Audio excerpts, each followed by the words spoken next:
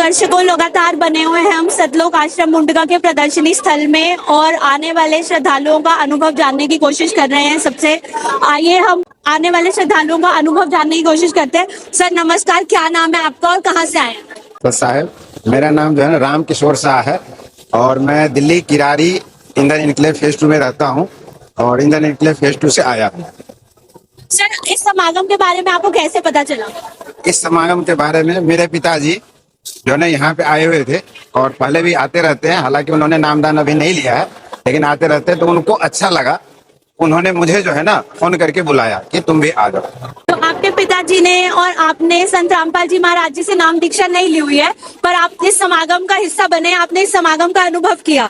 तो मेरा सर आपसे पहला सवाल ये है, यहाँ की व्यवस्था के बारे में आपका क्या कहना है? यहाँ की व्यवस्था के बारे में तो कहा ही नहीं जा सकता है, शब्द ही नहीं है, क्योंकि यहाँ आकर के बाकी जगह अगर यही फंक्शन होती है तो चोरी वगैरह जो है ना सब चीज हो जाता है, लेकिन यहाँ कोई भी सामान कहीं छोड़ दो, खाने के लिए जो है ना भंडारा के लिए कोई कमी नहीं है। जिसको जितना मन लगता है खाता है, कहाँ से आता है किसी को कोई पता नहीं है, सब परमात्मा की जो है ना कृपा है।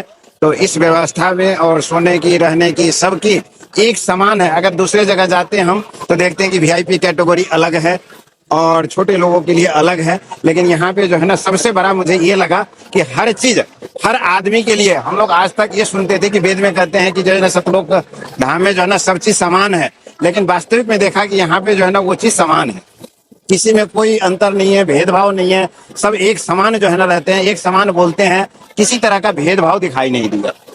तो सर उसी प्रकार से जैसे आपने बताया, यहाँ पे जाति पाति का कोई भेदभाव नहीं है, किसी भी तरह का कोई भेदभाव नहीं है। आपको सेवादारों ने यहाँ पे प्रदर्शनी भी दिखाई होगी, आपने पूरी प्रदर्शनी देखी होगी और संत रामपाल जी महाराज जी के सत्संगों में कबीर परमेश्वर के ज्ञान का प्रचार होता है और कबीर साहिब के प्रकट दिवस के उपलक्ष्य में ये समागम चल रहा है। तो उस ज्ञान के बारे में आप क्या बताना चाहेंगे? आपको कुछ समझ आया, कुछ आपने समझा कबीर परमेश्वर के बारे में? इसमें जो है ना कबीर साहब की जो प्रकट होकर के आए उनके बारे में जो है ना पूरी तरह से समझ आया। जैसे उन्होंने लहर तालाब में प्रकट हुए, नीरू और निमा जी ने उनको अपने घर में ला करके पाला। 25 दिन जो है ना उन्होंने अन्न त्याग कर दिया, यहाँ तक कि दूध भी नहीं पिया। और उसके बाद जो है ना कबीर साहब जो है ना 2.5 वर्ष की उम्र में रामानंद जी के आश्रम गए।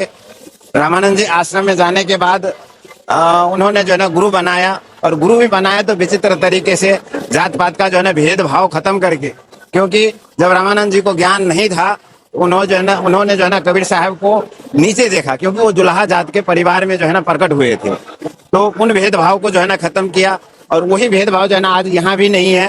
तो संत रामपाल जी के आश्रम में संत रामपाल जी को भी जो है ना कबीर साहब का ज्ञान हुआ, तो वही चीज कर रहे हैं।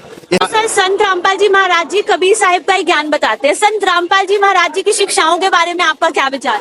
संत रामपाल जी की शिक्षा के बारे में बहुत बढ़िया विचार है। सबसे तो एक समानतावाद उन्होंने लाया, ऐसा समानतावाद आज तक हमने कहीं नहीं देखा। जहां भी जाता हूं दिल्ली के अंदर में या बाहर भी, तो यही देखता हूं कि एक VIP क्लास है तो एक जो है ना लोअर क्लास है। कहीं भी जो है ना जैसे गीता होती है, महाभारत होता है, तो वहां भी 2 रैंक बना दिया जाता है। एक जगह जो है ना क्या कहते हैं VIP के लिए जो है ना कुर्सी लग जाती है, सोफा लग जाते हैं, लेकिन यहाँ पर जो है ना एक समानतावाद है, सबके लिए एक समान व्यवस्था है।